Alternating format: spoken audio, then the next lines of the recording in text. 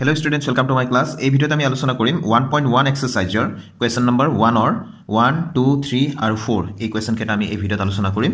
Question number 1 টো দিয়া আছে ইউক্লিডৰ কলন বিধি ব্যৱহাৰ কৰি গহা ও উলিওৱা। একেবাৰে সহজ এইবিলাক তো আমি আলোচনা কৰোঁ। প্ৰথমতে স্টুডেন্টস আমি কোনটো ডাঙৰ হয় কোনটো সৰু হয় আমি এনেকৈ দেখাই দিম। 225 টু 135 তকৈ ডাঙৰ হয়। এতিয়া যেহেতু 135 টো সৰু গতিকে 135 এৰে আমি 225 ক হৰণ কৰিম। তো 225 ইয়াতে লিখি লৈছো। তো এতিয়া ইয়াক আমি হৰণ কৰিম 135 এৰে। তো আমি দেখিলে গম পাওঁ সংখ্যা কেটা যে 135 এৰে 225 ক এবাৰে আমি হৰণ কৰিব পাৰিম। এবাৰ দিলো 135 হ'ল। এতিয়া আমি বিয়োগ কৰিম 5 ৰ 5 গল 0। এতিয়া ধাৰ কৰিলো 12 হ'ল 12 পৰা 3 গলে 9 এফালে 1 পৰা 1 গল 0। তো এতিয়া ইউক্লিডৰ কলন বিধি বা ইউক্লিডৰ প্ৰমেয়িকাটো অন্য একো নহয় আমি সৰুতে যেটো পাইছিলো যে ভাজ্য ইকুয়াল টু ভাজক পূৰণ ভাগফল যোগ ভাগশেষ সেই মতে লিখিম। এতিয়া ইয়াতে ভাজ্য কি আছে 225 ভাজক কি আছে 135 আৰু ভাগফল 1 আছে ভাগশেষ কিমান আছে 90 আছে। তো ভাজ্য 225 equals ভাজক 135 পূৰণ ভাগফল 1 প্লাস ভাগশেষ 90। ঠিক আছে আমি গসাগু উলিয়াইছো কাৰ মাজত গসাগু উলিয়াইছো আমি 135 আৰু 225 ৰ। গতিকে আমি যেতিয়ালৈকে ভাগশেষটো শূন্য নাপাওঁ প্ৰসেসটো আমি জাৰি ৰাখিম। এতিয়া কোনটোৰে কাক হৰণ কৰিম যেটো ভাগশেষ আছে ভাগশেষটোৰে আমি যেটো ভাজক আছিল ভাজকটোক আমি হৰণ কৰিম। তো ইয়াতে লিখি লব পাৰি এনেকে। তো আমি 135 ক এবাৰ হৰণ কৰিম 90 ৰে। তো 90 ৰে 135 ক ইয়াতো আমি দেখিলে গম পাওঁ দুবাৰ দিয়াৰ লগে লগে 9 2 18 180 হৈ যাব। গতিকে আমি এবাৰে দিব পাৰিম। তো এটো 90 হৈ গল। তাৰ পিছত 5 ৰ পৰা 0 গলে 5 এ থাকিলে 13 ৰ পৰা 9 গলে 4 হয়নে। তো এবাৰ ভাজ্য আছে 135 ভাজক আছে 90 ভাগফল আছে 1 আৰু ভাগশেষ আছে 45। ঠিক আছে আমি বেলেগে পাতি কৰিব পাৰো। মই ইয়াতে কৰি দিছো যেনিবা এনেকে কৰিলে হ'ব। তো 135 ভাজ্য ভাজক আছে 90 ভাগফল আছে 1 আৰু ভাগশেষ আছে ভাগশেষটো যোগ হ'ব। তো ভাগশেষ আছে 45। এবাৰ আমাৰ ভাগশেষ কিমান আছে 45। অকমান আগতে কলো যেতিয়ালৈকে ভাগশেষ শূন্য নহয় তেতিয়ালৈকে আমি এই হৰণ প্ৰক্ৰিয়াটো জাৰি ৰাখিম। এবাৰ আমাৰ ভাগশেষ আছে 45 আৰু ভাজক আছিল 90 গতিকে আমি 45 এৰে আগৰ ভাজকটোক আমি হৰণ কৰিম 90 ক আমি হৰণ কৰিম। ঠিক আছে তো দেখিলে গম পাওঁ ইয়াতে এতিয়া 45 2 জাৰ 90 মানে 45 দুগুণ 90। এতিয়া 90 পৰা 90 গলে 0 এতিয়া ভাগশেষ 0 হ'ল। এবাৰ আমাৰ ভাজ্য কিমান আছে 90 ভাজক আছে 45 আৰু ভাগফল আছে 2 ভাগশেষ আছে 0। তো এতিয়া আমি লিখিম 90 ভাজ্য ইকুয়াল টু ভাজক 45 পূৰণ ভাগফল যোগ ভাগশেষটো যেহেতু 0 হ'ল তেনেহলে ভাগশেষটো আমি 0 পালো কেতিয়া যেতিয়া ভাজক আছিল 45 যেটো অন্তিম ভাজকটো 45 গতিকে এইটোৱে হৈ গল আমাৰ উলিয়াব লগা গসাগু কাৰ মাজৰ 225 আৰু 135 ৰ গসাগুটো হৈ গল 45। তো এতেকে লিখি দিম গসাগু আমি এনেকে ব্ৰেকেটত লিখি দিম যে 135, 225 অৰ্থাৎ এইটোৱে বুজায় যে গসাগু 135 আৰু 225 ৰ কিমান পালো 45। আকৌ এবাৰ কৈ আছো। তো স্টুডেন্টস এবাৰ আমাক দিয়া আছে 196 আৰু 38220। তো আমি প্ৰথমতে লিখি ললো যে 38220 196 তকৈ ডাঙৰ 38220 196 তকৈ ডাঙৰ বুলি আমি লিখি ললো। তাৰপিছত এতিয়া আমি ইয়াতে হৰণ কৰিম এফালে হৰণ কৰি আমি উলিয়াব লাগিব। এতিয়া 196 এৰে আমি টাৰ্গেট কৰিম 382 কাৰণ এফালে তিনিটা অংক আছে গতিকে এফালে তিনিটা অংকটোৱে আমাৰ প্ৰথম টাৰ্গেট হ'ব। তো আমি এবাৰ দিলো 196 হ'ল। এতিয়া আমি 12 পৰা 6 গলে 6 ইয়াতে 7 থাকিলে 17 পৰা 9 গলে 8 ইয়াত থাকিলে 2 2 পৰা গলে 1। তো এইটো 2 নামি আহিল। তাৰপিছত এবাৰ টাৰ্গেট কৰিম 1862 হৈ গল। 9 বাৰ দিম আমি 9 6 গুণ 54 4 7 গল 5 9 9 গুণ 81 5 86 6 তো হাতে গল 8 তাৰপিছত 9 গুণ 9 9 থাকিব 17 1764 আমি পালো। এতিয়া বিয়োগ কৰিম 12 পৰা 4 গলে 8 এফালে পৰা 9 আহিলে। এতিয়া আমি নমাবলগীয়া এই শূন্যটো আছে এইটো ভাগশেষ নহয় নমাবলগীয়া শূন্যটো আছে নমাই দিলো। এবাৰ আমি 5 বাৰ দিম। তো 5 গুণ 30 শূন্য হাতে গল 3 5 45 3 48 8 হাতে গল 4 5 গুণ 5 4 9। তো আমি দেখিলো শূন্য পাই গলো। তো একেবাৰে হৰণ কৰোতে আমি শূন্য পাই গলো।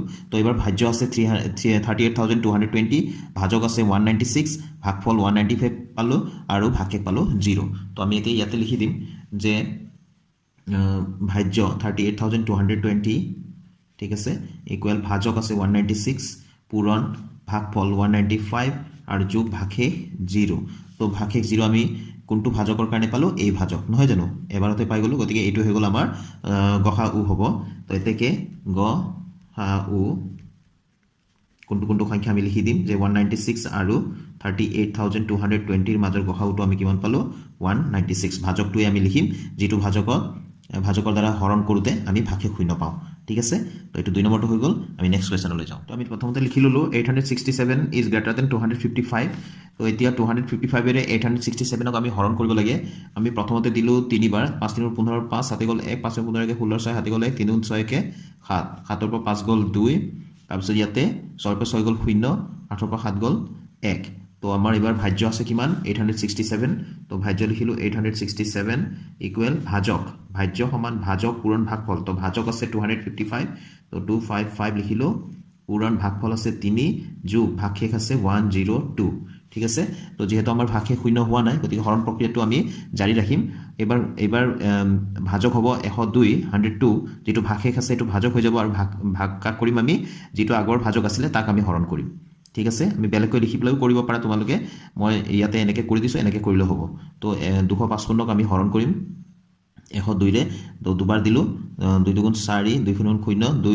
2 গুণ 2 এটো 2 দুগুণ 4 2 গুণ 0 2 গুণ 2 নিশ্চয় বুজি পাইছা 5 পৰা 4 গলে 1 আৰু 5 পৰা 0 গলে 5 তো এবাৰ ভাজ্য আছে আমাৰ 255 255 ভাজক আছে 102 ভাগফল আছে 2 আৰু ভাগফল আছে ভাগশেষ আছে 51 তো ভাজক 255 equal ভাজ্য 255 equal to ভাজক 102 into ভাগফল 2 আছে আৰু ভাগশেষ আছে 51 তো 51 এৰে এবাৰ আমি হৰণ কৰিম 102 ঠিক আছে তো এবাৰ 102 আমি হৰণ কৰিম 51 এৰে কেইবাৰ যাব দুবাৰ যাব 2 গুণ 2 2 5 গুণ 10 তো এটো হৈ গ'ল আমি ভাগশেষ পালো 0 তো আমাৰ হেৰি গসাউ হৈ যাব 51 ঠিক আছে তো আমি এবাৰ লিখি ল'ব লাগিব এটো ভাজ্য 102 ভাজক 51 ভাগফল 2 ভাগশেষ 0 যেহেতু ভাগশেষ 0 হৈ গ'ল আমি গসাউটো পাই গলো এতেকে গ হা উ কাৰকাৰ মাজত 867 আৰু 255 ৰ